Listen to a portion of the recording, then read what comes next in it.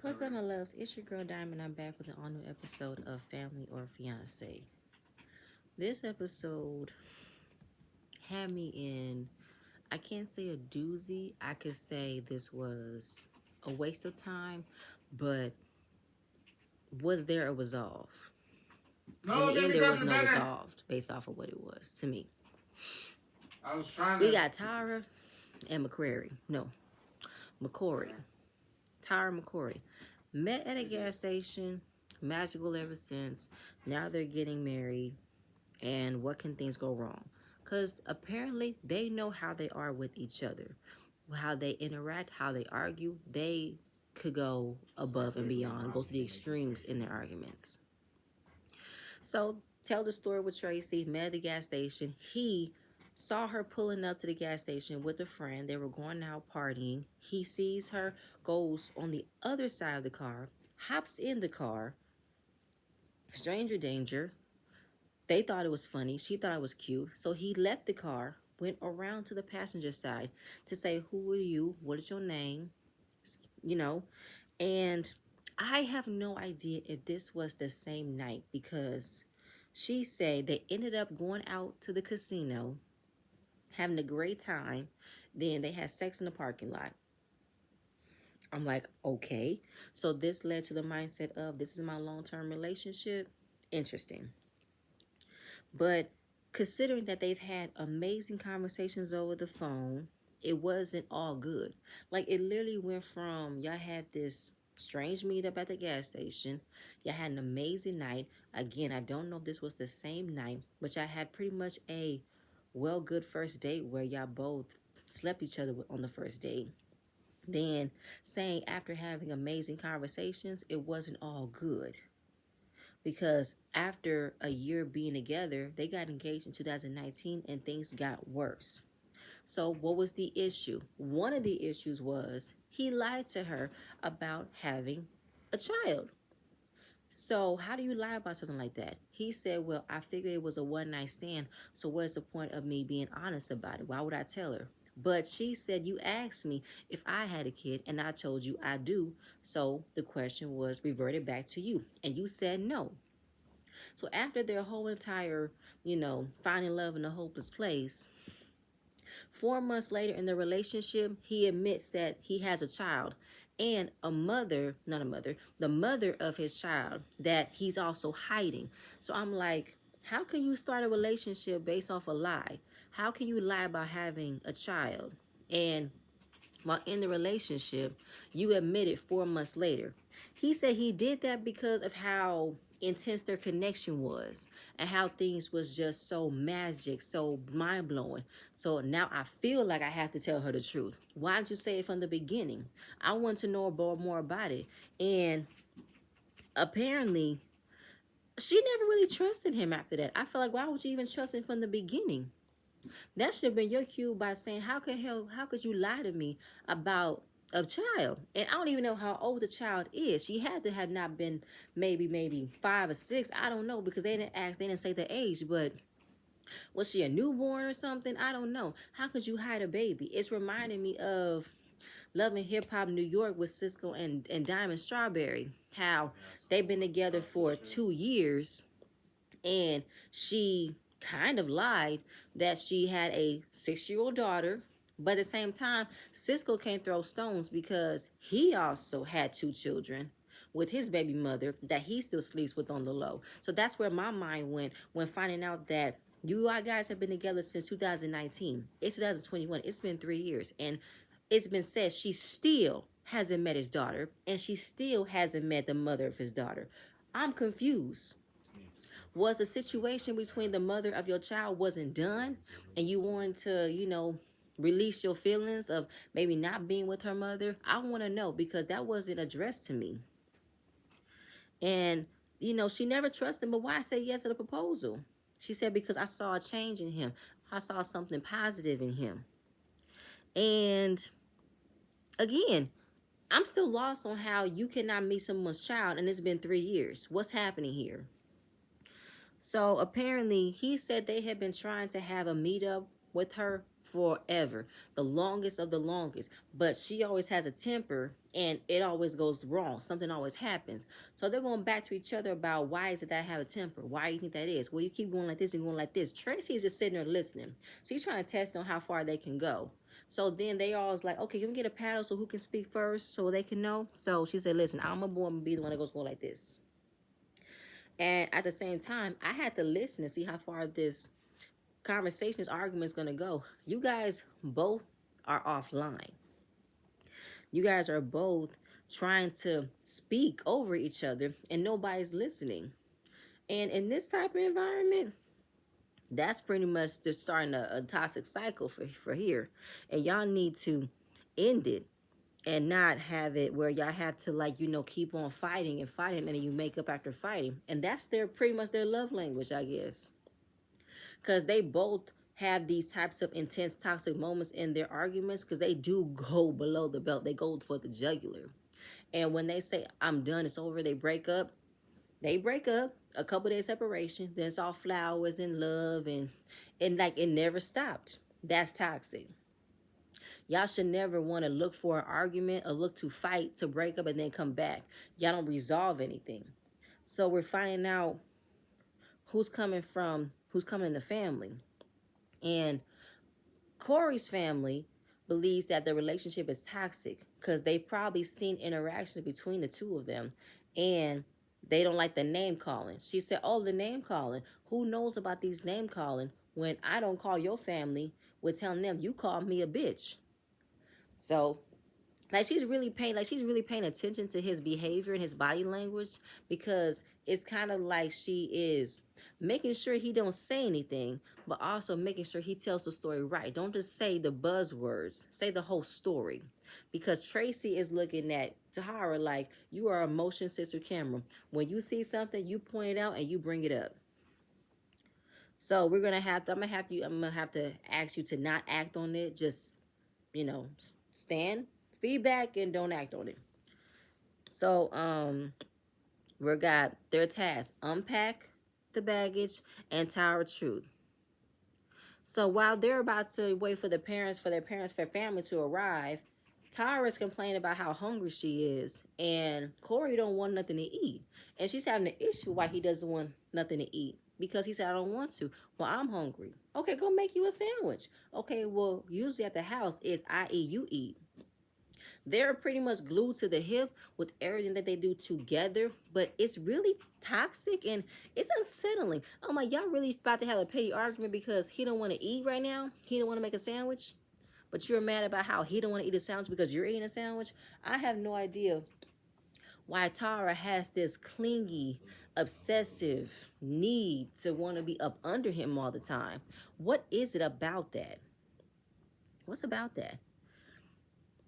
So, their families come in, his family come in first, and when she first met Tara, she said she was sexy, attractive, sensual.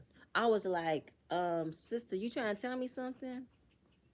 Did you have an attraction to her when you first met her? Because, saying someone's sensual, that means, you got a little bit of crush on her. I ain't mad if you did, but I believe the reason why she did is because she kind of knows what type of woman that Tara is, and she can recognize it, because she said when she was at her sister's house, there was some adult activity going on. She was making noises as if it's normal. So was Tara and Corey having sex at your sister's house and everybody was present? I mean, everybody else's cousins, everybody else's children. Like, really, like, let me understand, what did that mean? Adult activity. Was there some sexual acts going on at your sister's house and that Tara looked at as if that's normal? It's normal for me to tongue kiss my boyfriend in front of y'all? Is it normal for me to reach down his pants in front of y'all? Is it normal for me to possibly give head at any given point in this house and y'all might call me, or y'all might catch me in the bathroom in the broom closet with him or something? What was it? I really want to know. And she said their relationship might look normal, but it's temporary. It's temporary. Their relationship only works for a certain amount of time, nothing long term. Something that's very short, and that's it, like a fling. Nothing that's not really meant to be serious, nothing meant to be long term. This is just a fling right now. A very hot, toxic fling that you only want to have in the summertime, a hot girl summer, a hot boy summer, nothing you want to bring home to mother. So we get to the family meeting. On Tara's side, we got her stepdad Clarence, her brother Jonathan, and her best friend Terrell. So his concern is he has a lot, but the main purpose is her anger because apparently she has a temper that both families feel like they need to been addressed. And you have to let it go because you can't bring that into a relationship that you might not want to be a part of. Her brother Jonathan, when you guys have an argument, you guys don't talk about it. It's either you done, you over it, and then you guys, say it's okay and come back later like nothing happened, nothing went wrong. And you guys have children in this mix. You guys have pretty much become a blended family. But how is it y'all want to bring all of these issues in this family? That's not cool. Y'all need to fix it. Terrell, his concern is y'all don't listen to each other. Y'all are so busy trying to battle each other, trying to make sure you guys each have the last word, that you guys can listen. Like, how is it that some people that are so in love have to fight each other, have to really say the worst things about each other? Who does that? On McCorry's side, we got his cousin JoJo. She said the same thing that Terrell says. Like, you guys are great people, but you guys need to listen to each other. How can you guys say very hurtful things about each other and say you guys are in love? And you still haven't introduced her to your daughter. So where does your priorities lie? You know what I'm saying? Like, what it says a lot about your relationship. Y'all have had a 3-year relationship and your daughter has been yet introduced. What's up with that? You trying to keep her secret? You trying to keep Tara secret? You trying to not make sure the mom don't feel this type of way? What is happening here? His sister Journey, her concern is power union. They're both alphas, so they both feel like they have to be in charge. And y'all have made dysfunctional normal, and that is not healthy. You guys need to figure out a way for you guys don't have to be so in tune with each other. Tara needs to be independent without you, because if the way you guys are going, the way that I've seen you guys going, somebody's going to end up in jail or dead. I'm like, what has happened in their relationship? Y'all have had blows on top of blows. What is going on here? And it's been so long, y'all now want to figure out a way to reach out for help because what y'all have been saying hasn't been enough. Y'all need to go on television to figure out how to get help. Because she says she goes from 0 to a raging mental case in seconds. And it is scary. It is scary. Unpack some issues that you had, Tara. And they also brought Bread, which is Journey's boyfriend. His concern is the dynamics between your children and you guys. I mean, she must be the important person in your life, right? Why haven't you have her meet the lady in your life? Why are you keeping it separate? You need to make sure that your concerns are right before you bring your daughter into this. And how you guys have not met is beyond me. It really is. So we get to the task. So it was asked, what are you willing to do to save your relationship? She pretty much answers by she don't know. Because while they don't argue a lot, but when they do, it's demolition. It's a construction site, picking up all the debris. How are you planning on knowing working through that she's yeah. So while you know how they don't have many fights, but when they do, it gets bigger. She's afraid of committing and afraid of moving in. But I feel like, why? What do you want? You was afraid of committing. You was afraid of being scared. Like, there is something else that has happened more than what they're saying. And why does he want to marry Tara? Why? Because he said he can live his life without her. And even though they're fighting, he doesn't want to be without her. He loves her. And it's just the same thing over and over again. He loves her. He can't live without her. Even though they fight, he can't seem to shake away from her. Do you think there'll be any domestic violence in the relationship? She said the way they're going right now, they might enter that road, which they've already have, to be honest. So their relationship has gone to the point of being violent on both sides. But to keep it going, that's some toxic shit. I can't do that. Why do you think y'all communication isn't on point? He said, yeah, because her family saying you guys both can't win an argument. Somebody gotta be the bigger person and listen. But Corey said, I don't feel like at times I feel like I gotta apologize if what I did wasn't wrong. But what did you do wasn't wrong? Because the only thing that I can't seem to let go of is how can you not introduce your daughter to your girlfriend at the time and now your fiance? And why did you lie 4 months in your relationship? And she's been pretty much not trusting of you ever since. There has to be something. Either he been dipping on the low while being in a relationship with the mother and did not want to completely break it off until he had to. Because for him to say sometimes he doesn't think what he do is wrong or he don't see what he do is wrong, why should he apologize? What is happening? Um, what do you believe is the origin of your anger issues? She said she doesn't know where it came from, but the sister clocks it and say there's something going on inside you. There's some trauma, there's some childhood trauma that you haven't acknowledged or released or seek help from, and it is now stemming from your relationship here. And you need to figure out who little Tara is and what does she do and how you guys can figure out a way to coexist, because this isn't right. And we all got a little Tara in us, you know. And Tara starts to cry.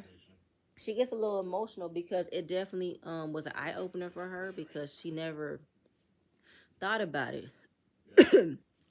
It released something in her and made her think about that maybe she doesn't know herself as well as she thought she did as far as loving herself. And how can you love someone else if you don't love yourself? Amen. So family dinner, Corey asks about her task, and she's talking about her past decisions and excuse me, what she made and how she didn't question it, and maybe she needs to take some time to work on herself, especially for her and her daughter. And Corey is like, what do you mean by that? And she said, well, I can't move forward if I don't work on myself. I have a lot of built up tension inside of me that I need to work on breaking it down so I can understand how I feel moving forward. It's still not registering to Corey as to what does that mean? What are you saying? I don't know if it's just me. Y'all let me know how y'all feel. Because I thought she explained herself in a way that it was like, I'm fucked up. I got some issues that I probably never knew that I had until I got here. And now maybe I don't want to speak on it on camera. But for Corey, it's not registering to him that what do you mean? What specifics? What are the details? So he took it as if she's trying to say, now that I found out I got issues, I can't be in a relationship with you. That's how he took it. And he say, so again, what do you mean? Because are you trying to say you want to work on the relationship and work on yourself? Or are you trying to say you want to work on yourself and not be in a relationship? So he's definitely in his feelings. But again, my mind went somewhere. I was like, you mean to tell me you couldn't understand what she said? She said it twice. I had some things to work on myself. And I don't know where I'm at with either being married to you or being together. I don't know. I thought she said it clear, but it wasn't clear for him to understand because he feels like, what's going on? What's happening? And the family is looking confused because they feel like, why isn't she sharing what she shared in the group? What did she share with y'all? That she cried and say that, she might have had some issues with trauma in childhood, but what were they? That's what you wanted her to share? I don't know. So then, she said, listen, we're not Alice in Wonderland. We're going to have conversations. Y'all going to need to be discreet because apparently Tyra is trying to keep certain things about her and Corey's relationship private so she can protect him. But she said, listen, ain't no protecting nobody. Y'all got some issues that y'all need to address right here and right now. This is what we came here for. So, it's like, and then Corey was co-signing the same thing that his sister say. Y'all gonna have a real conversation or not? That's how he looked. Or not. I'm like, where is all of this? The asterisk of where it's not like you. It's been pulling teeth for Tara to talk to you. Help me understand that part. I feel like, Corey, you are not innocent.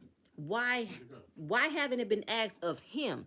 Why did he lie about keeping his child a secret? And why hasn't he still put the effort into meeting after having a meeting with his daughter and his fiance? Why isn't he not addressing why hasn't that meeting come up yet? It can't literally be all Tara's fault that she gets so mad that she can't have a meeting. There's something else that Corey is not mentioning or don't want to say because it might sound bad than what it was. I just want to know that part. So then, of course, since, her best friend say, y'all let it all out because we got some issues we need to unwrap. What's up? So he said it low. She tries to stop him. And he says we physically violate each other. And they were like, what? What? What you mean? What? What we mean? Just like that. And so they both engage in physical fights with each other. Punching, fighting, stabbing, slapping. They all participate in it. The first time it happened, he walked in the car. She punched him in the face, dead ass in the face, and he walked away. But she said, I brought that altercation in the relationship because that's all I knew. Which means she must have dealt with abusive relationship in the past and may have never felt like she could fight back. And then now that she's dealing with somebody where she can fight back, she's not backing down, which isn't good. And she also said, but after that, he would hit me for no reason. The sister looked at him and say, what the fuck you doing hitting her for no reason? He said, after getting hit and hit and hit, I reacted. Why would you put yourself in a position, in a situation, to be hit by a woman? Why? That's the one thing that I always want to understand, because as women, we cannot put our hands on our men. While it could be play fighting and stuff like that, we can't literally walk up and slap our men in the face, because when they hit us back with that man straight, we could fly against the wall. And they're going to be like, he hit me. But yeah, you the one that slapped him in the face. 2 and 2, you know what I'm saying? And, she tried to let him know you are a black man. And all the work that you've done could easily be taken away once you put your hands on a woman. Which it can. One simple, a simple mistake could take it away just like that. And then he's talking about how he got stabbed by a sword and had to get stitches. Then she said, you know why I had the knife? While I had that? I'm like, is it a sword or is it a knife? Because y'all talking about two different weapons. A sword, that's a knife is like, what's happening here? Y'all own an anime sword collection? What's happening? Knife and sword, different thing. But she said, I had the knife because you slapped me in my face and I looked down and I saw blood running down. Her brother, Jonathan, with the nails, he was crying. And it's literally disturbing for everybody at this table to hear how people that they love are really much just talking about how they hit each other, how they literally physically violate each other. Stitches, knife, slap, punches. What is happening? What are the main common denominators that gets you guys to this point where you guys have to physically fight each other? And you guys still feel like it's okay to get back into a relationship and move on? That is toxic and unhealthy and dangerous as hell for y'all to have daughters into this environment. Y'all can't have that. Y'all are pretty much showcasing that no matter what happens in a relationship, y'all could fight each other. It's okay. Y'all can punch each other. It's okay. No, which is why the sister is so afraid that somebody's going to end up in jail or dead. Because there's so much thing as having too much love for somebody. I love you to the death, literally. So, it's like y'all need to fix this. Because this is some shit you can't put a Band-Aid over. And obviously, for Corey, he's feeling like that Tara painted an ugly picture of him. And that's not what it was, because he thought she loved him. And why would you paint me like this? I'm trying to understand exactly what it means, how you're the one that's feeling like a victim in all of this. Because I never once heard Tara say that she never played a part, but she did. She said she brought the first altercation in the room. She did. And how she tends to go above here. But I feel like the main topic that people are not still addressing, you lied about having a child and the mother. Like, there are some hidden secrets, some hidden holes that have not been filled. I just want to know them. I really do. And he leaves. The brother-in-law finds him and he starts to cry. And then the brother-in-law say he you should date a woman like Tara, and how you need to go ahead and figure it out for yourself if you want to be in this, because all you gotta do is make that choice. That's for you. So obviously the night is over, and we get a bedroom cam of them in the bed. We've never seen a bedroom cam before, y'all. We've never seen them, follow all the way till they go to bed. So we see a bedroom cam. They lay in the bed saying, "You want to talk? You have a conversation." But she literally crawls on him and whispers in his ear, "You know what I want now." They about to have some crazy makeup sex, some crazy, wild, toxic sex. They probably scratch each other like crazy while they having sex. They probably inflict pain having sex too. Which I feel like, what is happening here? First, y'all give us a bedroom cam. I didn't know y'all did that. That's really like, I really want to see. And then how what just happened did not, hello, no expression. It's just washing all over her face that she wants to have sex now. All of this fighting of how they've slapped each other, stabbed each other, cut each other, has turned her on. It has turned her on to get some. Oh my goodness, pain is her pleasure, literally. So, day 2, and I pretty much can end the episode just like that because we didn't get to day 3. So obviously, cooking breakfast, everybody was looking around as if nothing happened last night. Did we not just hear y'all admit y'all both physically abuse each other? This whole relationship is a domestic abusive situation, and this isn't healthy. So Journey talks to her brother by saying, "This isn't you. She is doing what she's doing because this is her environment. She's used to this, but you're not used to this. You know better. But why has this been normal for you? You know why? Because the sex is. That's her kryptonite. Not no kryptonite. That's her superpower. That's what she used to check you, to put you in check. Is the sex. The sex is wild. It's crazy. It's high. It's like ecstasy. You just can't get enough of it. And since you can't get enough of it, you are not in reality. You are in a warped dimension of a high that you cannot get down from. Cause like she could tell their sexual chemistry is out of this world. But that's her hold. You need to recognize what hold she has on you, and you need to figure out a way to break it. Break it. Because somebody is gonna get seriously hurt in this. She fears for her brother and she fears for Tara. Like, it's a spiral. Y'all need to figure out what's more important in life than making sure you guys have always been hugged up on each other. It's reminding me of a Buffy of a Buffy the Vampire episode where her and Riley were so in tune with each other that their sexual energy started bringing up all of the ghosts of the repressed children. If y'all ever watched Buffy, y'all remember what episode I'm talking about, where all the repressed children were pretty much, told that they could not, act on their puberty. They couldn't act on their impulses, their acts as growing up, they got tortured. Like, that's what is getting me right now. That's where my mind is at. So after that, they talked to Tracy, and they just want to understand, like, what is happening. And she said it was an eye opener, but her energy while sitting on the sofa kept shifting. She's not touching him. Now she's moving further away from him. All because he admitted that they both put their hands on each other. They both perform physical acts with each other. It's an abusive relationship. And even though she doesn't want him to admit it, that's what y'all here for. So the fact that both of them played a part, excuse me, and where it came from, she said it came from childhood where she was learning to have love, but then it turned to hate and anger.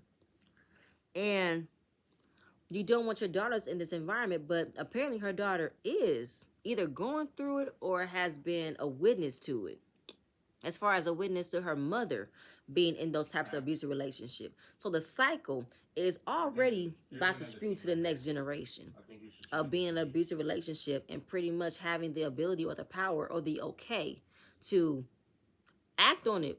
You know what I'm saying? Like, not just take a getting hit from somebody, but believe that you could put your hands on somebody else too. And it's no, you can't do it. So, what's his name? Corey is looking like I can't let something happen where I can't be around my daughter. And I don't want to lose my life, but we can't be together. But I want us to be together. And when it comes down to them speaking on what they want to do or what they don't want to do, it means differently. For Tara, her pretty much buzzwords is practically saying we're leaving, and then they come back and it's all lovey-dovey. They're all makeup is crazy.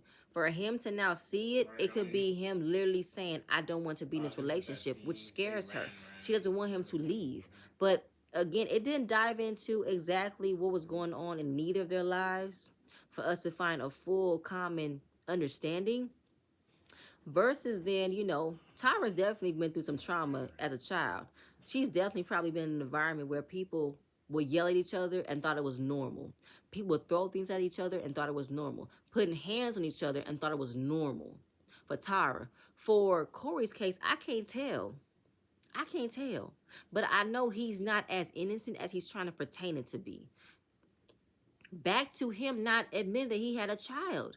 Something's telling me that he wasn't done with his fuckboy ways of having a situationship with the mother of his child and being a family. Something is telling me that he wasn't all the way done with the baby mother.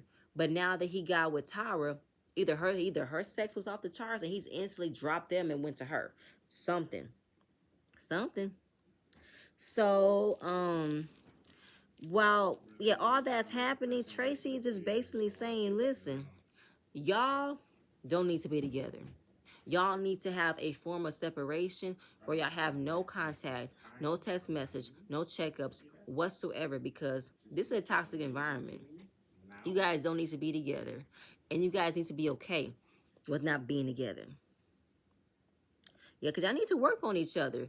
And then they have they brought Dr. Allie, who is a trauma therapist, and she also helps out with couples who need help uncoupling, need help to learn how to not be together.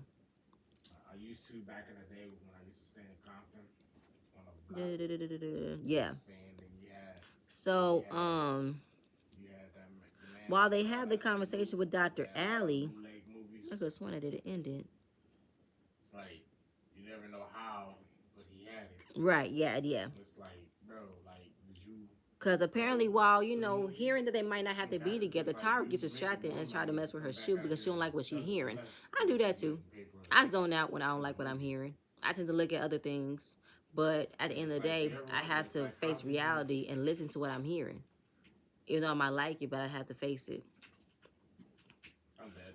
So she talks about, how the abuse started when she was small. She used to hide it because it came from verbal to now physical. And she brought that in the relationship. For Corey, he's sad. And why is he sad? Because he felt like he know better, but he played a part, and he can't believe they got to this point. Because they both love each other, and they both thought that this was going to make them better. But they're both answering a cycle that they both played a part in. Usually you would think it's like one part. Well, women are getting abused from men, but no, it's 50-50. You guys are both putting hands on each other, and you guys are both still sitting here smiling as if y'all want to be together, but this isn't something that we want to be a part of. I wouldn't support this. And apparently, while Dr. Allie is giving off her assessment, Corey wants to say that they're looking at a specialist. Journey calls it out and said, that's bullshit. You guys have not thought about getting help. Right now, you guys are now trying to pacify your ish and backing it up with now saying we can get some help without obviously admitting that you guys need help. And then it's just like, listen, y'all have a language. She don't want to let him go. And he is not going to make a move until she makes a move. Because apparently Corey can't stand on his own 2 feet without a woman telling him what to do or telling him what's going to happen. He can't make a decision for himself without someone else making it for him. Hence on Tyra is always holding the cards on how when she's ready to be in a relationship, he jumps in. He's ready. After being by himself, he can't handle it until she's ready to say, I want to come in. That's when he's ready to say, where my bag's at? I'm ready to come in. So, she got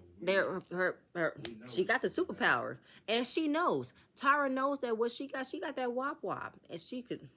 It's a powerful wop wop. It's powerful, and she knows how it definitely affects Corey. He can't think straight, and that's the problem. And then it's just like, you guys both have children out of this mix. So how the hell y'all gonna want to fix this now with the kids being here? So that's why Corey wants to say, that's why I want to get out. I want us to break up because my kid is on the line. Oh, it was? Probably why you didn't want to mention her in the beginning. So then, of course, now they finally see how serious it is. Now they want it to be known where is it really serious? We need someone to make the first move. Y'all have no contact, no speaking, no nothing. I want to see who's gonna make the first step because y'all can't. We just can't take y'all word for it because apparently both families have seen this cycle many times. Many times we've seen this cycle because that's what Jonathan, her best friend, no Terrell, her best friend. Listen, I've seen the cycle before. They're not gonna do it because they don't want to do it. They like it. So they give up their rings and give them to their family members. And the Dr. Alex said, somebody got to leave so we can know if it's serious. Corey leaves. He packs up. He's gone. Terrell is like, this ain't going to last. Because, you know, for Tara, she's like, I know he don't want to leave and I don't want him to leave, but I know he got to leave. Meaning she don't want to let him go while having the choice. She can. She don't want to do it. You can let go. You don't want to. So obviously Terrell said, I will support my friend. I do not support this relationship. Vice versa with his family, because now that we all know the reason, we are in knowance of how this relationship is going. It's pretty much a lose-lose situation. There was no person's problems trumped over another one. This is all one accord. All of it that stemmed from something that more than what was being said. And Corey wants to know, this was an eye-opener and how he wants to do better. And Tara wants to grow more as a person and move on so she can learn about herself. So we get the update. Corey says he's in therapy and has not spoken to her since returning home. But according to family members, Tara and Corey did not maintain the no contact suggestion, are still together. Tara has not returned calls from producers, meaning she was supposed to call them and update them on where has her, relationship stands. What has she done to perfect herself? Has she gone to therapy? Has she learned about herself? Has she figured out a way to break the cycle between her daughter? No, she's ignored it. Which means this whole entire episode was a waste of Tracy's time, a waste of Owen's time if nobody was going to do what they said it was going to do. Again, no, nothing was resolved.